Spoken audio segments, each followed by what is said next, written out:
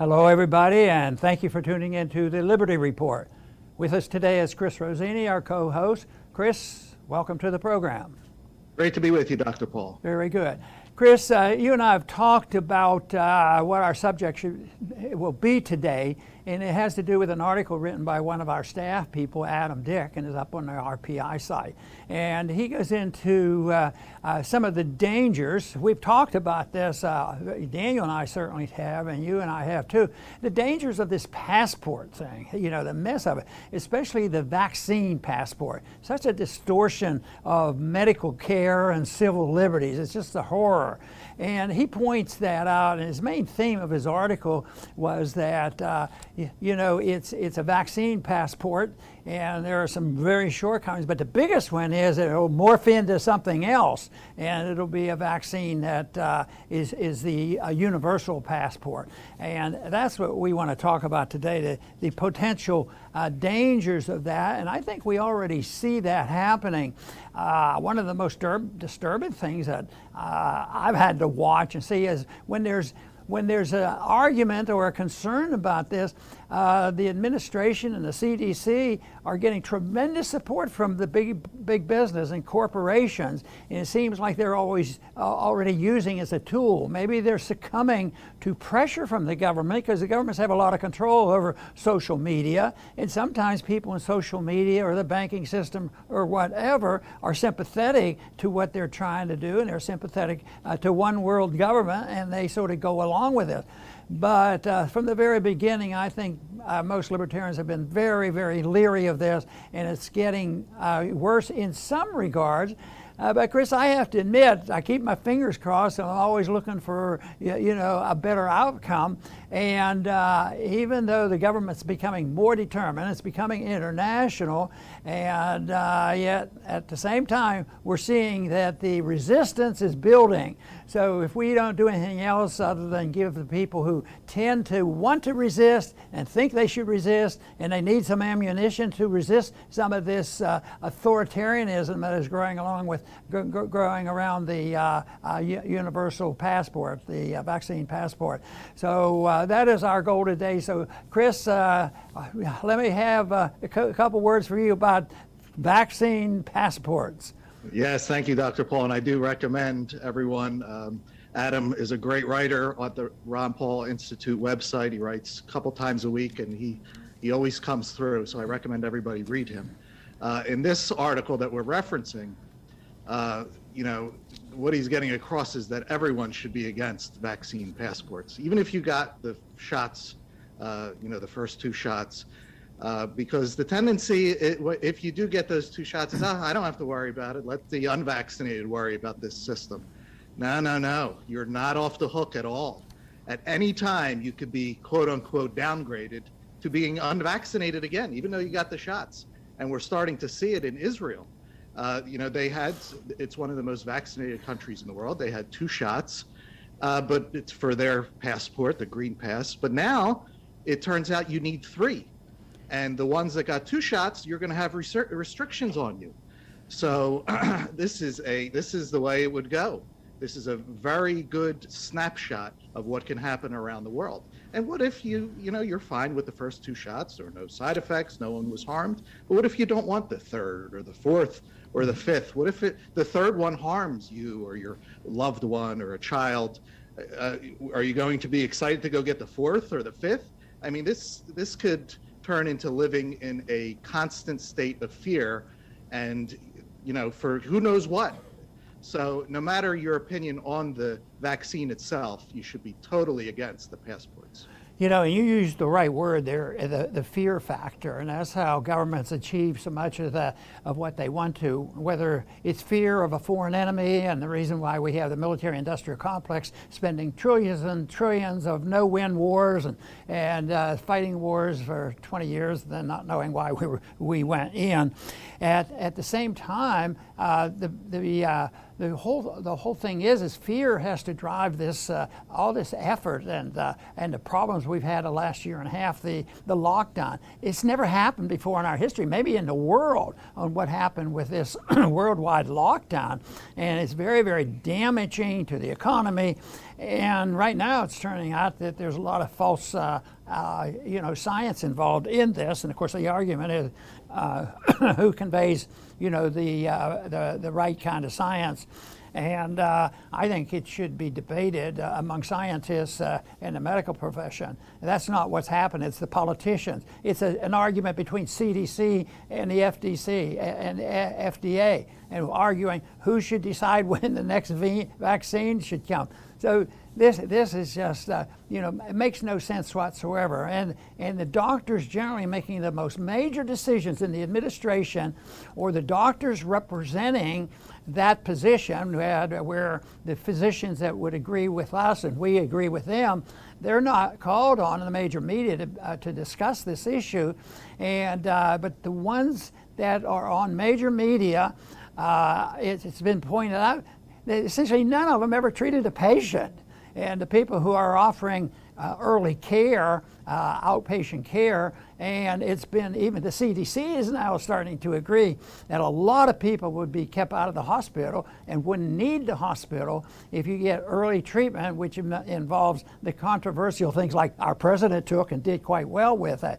So that mess we've gone over many times.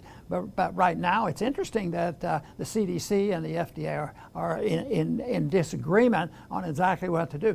But the other variable in here that makes it very difficult, let's say you're endorsing the principle of here and you want it to work and you want to understand it. Just think of the testing that has gone on for a year and a half. Millions, if not billions of tests, and all the problems with it. We see in Japan right now the tests are being spoiled and wasted and sitting on a shelf, and it is something that people can't decide. The vaccine itself is questionable. The testing has been questionable, let alone the principle you pointed out, Chris, that Adam indicated, as we agree, that this should be a non-medical mandate. People should have the right to decide what goes into their body and decide what kind of medical care that they want. So you have these variables on the testing and on the vaccines, and all of a sudden now there's people who really want to move this along, an international effort. I see a sinister element out there where this is not just medical care. What if it turns out in a year that more and more people agree, hey, this is just not quite the way they painted it as being the most dangerous medical disease ever for us to experience. And if that is the case, people will say, well, now what?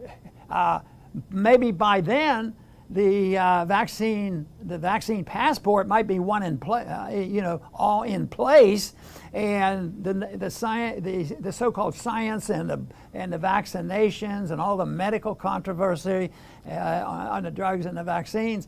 What if that becomes a non-issue? But even under those circumstances, do you think they're going to immediately get rid of the passport if they have achieved what they want, and they really want a lot of control with the people? Yes, and if they get that control of restricting movement, right now it's for a vaccine, but there's no stopping for anything else that the government wouldn't like. That could have nothing to do with health whatsoever. I mean, you look at China and their social credit scores.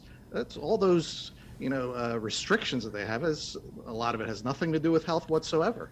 So it's the leverage of being able to stop you from going here, going there, being able to do things that they want. And it could be for, let's say you take a political position that is different than the regime in power. Well, that's it. You're cut off.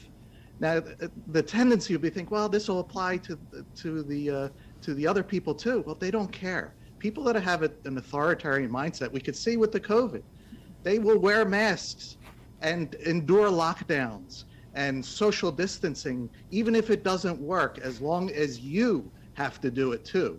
It's a very interesting mindset, but that's the way it is. As long as you have to do it, that's what satisfies them. They'll put up with putting a mask on themselves, even if it doesn't work. So what the positive is, we're seeing massive resistance, maybe not in the mainstream media, but it's on social media, and people are talking to these vaccine passports all over the world, and this is all very good. There is much life left in this world. I always find it fascinating that our side of the argument, we do it on our own program, and others who are in agreement do it as well. And they will cite the CDC for the evidence that supports our position, because Fauci's been all over the place. You can find out where he has said this and this and this, and it's very supportive, but the next day, of course, it might change. And the more we move into the mainstream media, coming over to our side and actually allowing some of these messages and some of the evidence to come out. Because here today, Lou Rockwell had on his site an article that I thought the headline was catchy. Harvard epidemiologist, the case for vaccine passport was demolished. And what he's referring to, and others have referred to, is the fact that if you compare the protection from natural immunity where somebody's had an infection versus the vaccines, there's no contest at all. I mean, it's huge, the amount of protection you get from natural immunity. And here, you know, CDC and some of these other people, they don't even want you. You might even be canceled if you argue that natural immunity is a good thing. We should be talking about it scientific. And but now when you see this coming out of Harvard and other places, and there's a lot of physicians out there, you know, especially the organization AAPS, very good on this, and they've been around a long time, always pushing for you know, the libertarian message in medicine and not the government position on medicine. So they're out there, but I think they're coming up. But also, I think the article that Adam wrote is very appropriate, and an appropriate warning, because we don't know exactly, you know, what's going to happen, and because we might be able to find 6 things here that will support our position, that there's so much evidence that the vaccine doesn't work and all this, but you can find a lot more, and it will be in the area of propaganda. And that's one thing we have to realize is, how do they get people to do this? You know, how do we get people, because I think I run into people, they question it, but they don't want to fight it. I have to go to work, I have my job, you know, and all this to deal with, and they just want to avoid the conflict.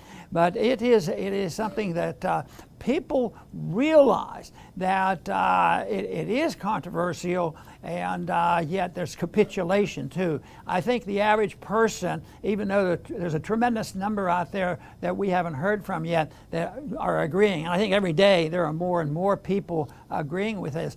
But then we have this intimidation and fear that the government and even the financial system puts on you know, the business community. There's way too much cooperation between government and the corporate world, because corporatism leads to a fascist type of system. And why they have done that, I think they're just in many ways, many of them are in bed with the government on this plan to have one world government, a new world order, and they don't like the order that we have now. And this is one way. If that is the case, well, why wouldn't this universal passport work? Because I don't think this passport and the vaccine efforts is just, we're just not doing it for us. This is worldwide, and the intimidation, and it's so surprising that you take a country like Israel, and they're so adamant about it, and there's proof that their argument doesn't hold water, that you aren't safer by having vaccines. So medically, there's a lot of question, and all we ask for, and all I ask for, is for a discussion, because I happen to believe in vaccines, but I think this patient is the most important, and they can get information. There's nothing that says that because you turn these very, very important decisions over to a government body, that they're going to be wiser than those individuals that don't have a PhD in science that can make. Believe me, they can make the decision, and that's the real problem. And when the government makes these very important decisions, it's for a large amount of people, not just the individual. So if an individual or family makes a mistake on health habits, yes, there may be consequences, but it's nothing like when you have the mistakes made by government. And that's why I think it's very safe politically and theoretically and as far as the freedom movement goes, it's things like the CDC, they can just go away. It's not going to happen. It's not going to be worse. And I believe it could be a lot better. So I have a lot of confidence in free people, and people saying, Ron, you're just naive. But the historic record shows that the freer a people are, the more prosperous they are, and the healthier they are. Yes, excellent, Dr. Paul. I will finish up now, trying to remain positive too. I'll start by saying, that power is wielded by people, and people tend to take the path of least resistance. And that surely applies to people in power, because they are a tiny, tiny minority who attempt to bully the vast majority of the people. Now, they will only attempt something if they think that they can get away with it. Otherwise, they won't. So, for example, every tyranny would love to have an unarmed population. You could just roll right over them if they're unarmed. Well, in America, fortunately, there are hundreds and hundreds of millions of armed, arms out there that people can defend themselves. So they don't even try to confiscate them, because there's just no chance of succeeding, and they know it. Now, with this worldwide vaccine and passport system, they obviously think that they have a chance. Otherwise, they wouldn't do it. And the good news, or great news, is that there is massive resistance all over the world, even though we don't really see here in the United States all the protests. Around the world, they are huge. And another positive is they can't possibly think of everything. They can't know every single individual reaction to the tyranny that they're trying to impose. Because in order to think of everything, you have to know everything, and they do not know everything. That is for sure. So the future is unwritten. We are going to remain optimistic no matter how dark it gets, because liberty is not only possible, it would be a huge breath of fresh air after these last couple of difficult years. And all we have to do is just say no to the tyranny and yes to freedom. Thank you very much, Chris. I want to talk just a minute or two about the passport principle in general.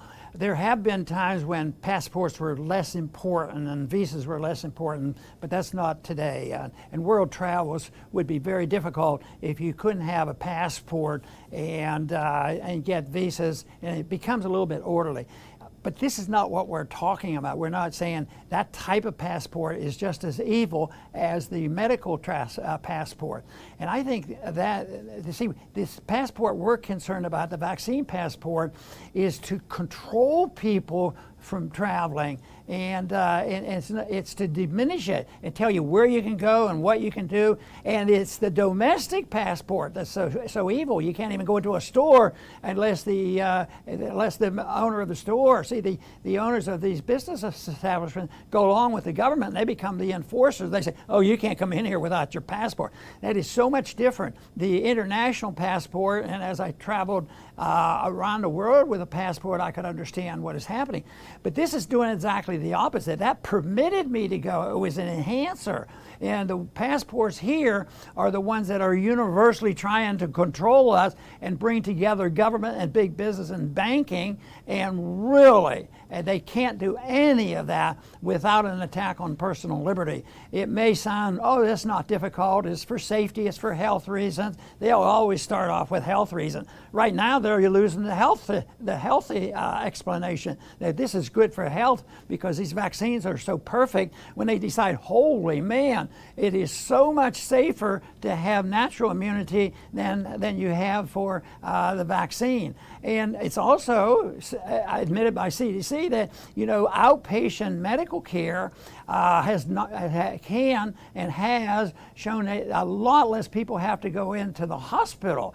And that is a major event. And these are medications that have been taken off the shelf by, you know, by the government, and they weren't very expensive. You know, the ivermectin and the chloroquine, these are all, they're not expensive, and there's been experience with it. But no, that should be left alone. People should be allowed to use it, and find the advisor that you trust. And quite frankly, I think you have to be questioning at times when the CDC can't even deal with the FDA, and they're arguing over what to do when you're going to get your next jab, whether it's going to be 3, 4, or 10. I don't know why anybody would want to trust that group of political people who never took care of patients. So I think there's a lot to be learned, and I think there's a learning going on here. I see a movement in our direction, not so much that we've been brilliant in sending out our message, as well as becoming evident how weak the opposition is on trying to say, this is necessary, you have to do this. We need more Bill Gateses of the world. We need more Dr. Fauci's to tell us what to do so we're safe and healthy. Well, that's not my system. I've always said that if we could get all our freedom back, and I personally can speak for myself, if I would be poorer for it, I would still opt for more freedom, because for various reasons.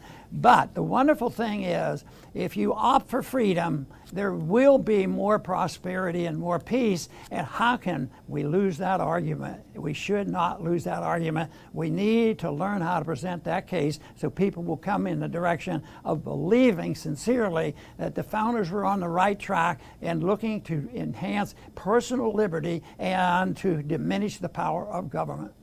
I want to thank everybody for tuning in today to the Liberty Report. Please come back soon.